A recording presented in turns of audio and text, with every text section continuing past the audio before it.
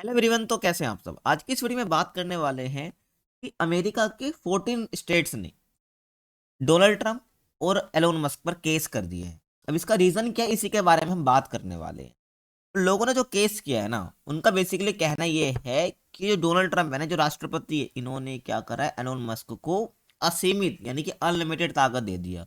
और ये लोकतंत्र के लिए यानी डेमोक्रेसी के लिए खतरा है। आप डिफरेंट आर्टिकल्स देख सकते हो जो इस पर पब्लिश हुए हैं, जो कि इस चीज को बयान करते हैं कि अमेरिका में चल क्या रहे हैं। आपको पता होगा कि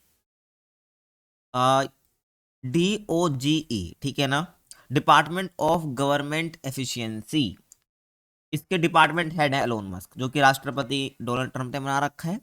तो सारा मसले जानने से पहले कि ये केस हुआ क्यों है, तो पहले ना आपको इसके बारे में पता होना चाहिए कि DOGE है क्या। तो पहले हम इसी के बारे में जानते हैं कि DOGE है क्या। ठीक है, डिपार्टमेंट ऑफ गवर्नमेंट एफिशिएंसी। देखिए, तो DOGE के डिपार्टमेंट हेड एलोन मस्क है, मैंने आपको बता दिए है। ठीक है, डोनाल्ड ट्रंप ने उनको बना रखा है।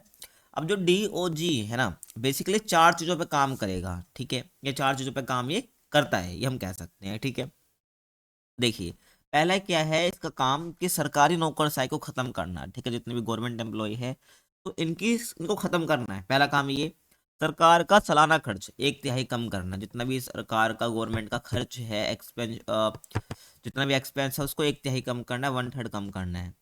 और जितने भी गैर जरूरी नियम है उनको खत्म करना है। और सरकारी एजेंसियों का रिस्ट्रक्चर करना है। जितनी भी सरकारी गवर्नमेंट एजेंसीज है उनको फिर से रिक्रिएट या रिस्ट्रक्चर इनको करना है। ठीक है, और ट्रंप का दावा क्या है, इस पर ट्रंप दावा क्या करते हैं कि जो DOG है ना, ये हर साल अमेरिकी सरकार के $2 ट्रिलियन बचाएगा।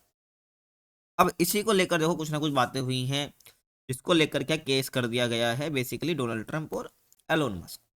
ठीक है, समझ आया आपको? आगे चलते हैं। तो देखिए, तो यहाँ पर राज्यों ने जो केस किया है, उनका कहना क्या है कि जो DOG के प्रमुख के तौर पर ना, डिपार्टमेंट हेड के तौर पर एलोन के हाथों में क्या कर दिया है, बड़ी ताकत आ गई, जो कि अमेरिकी संविधान का उल्लंघन है।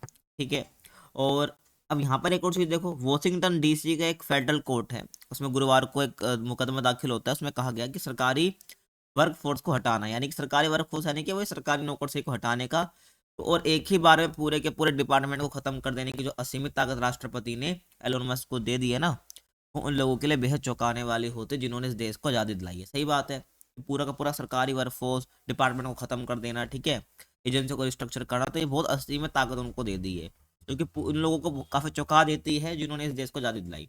ठीक है, ध्यान रखना।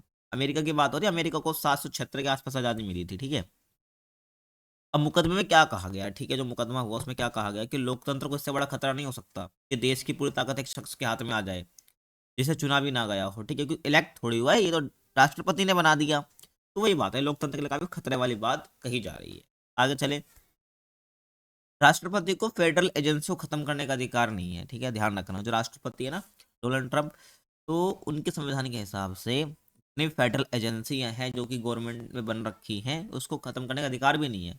तो मुकदमे में ये भी कहा गया कि संविधान का अपॉइंटमेंट क्लोज कहता है कि मस्क जैसे अथॉरिटी वाले पाने वाले व्यक्ति को राष्ट्रपति औपचारिक तौर पर नॉमिनेट करे और सीनेट उस पर मोहर लगाए। कहने का मतलब है, जो ये अथॉरिटी जो मस्क की जो DOG की ये हेड बन गए ना, तो इसके लिए राष्ट्रपति को पूरी फॉर्मेलिटी करनी पड़ेगी, औपचारिक तौर पर क्या करना पड़ेगा, उनको नॉमिनेट करना पड़ेगा, और सीनेट जो कि वहाँ की संसद है अमेरिका की, उनको मोहर लगानी पड़ेगी।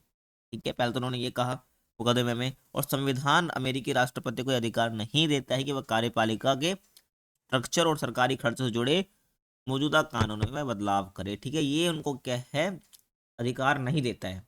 और लिहाजा देश के राष्ट्रपति को नई फेडरल एजेंसियों बनाने या किसी एजेंसी को खत्म करने का अधिकार नहीं है। समझ रहे हो, क्योंकि DOG का काम है ये।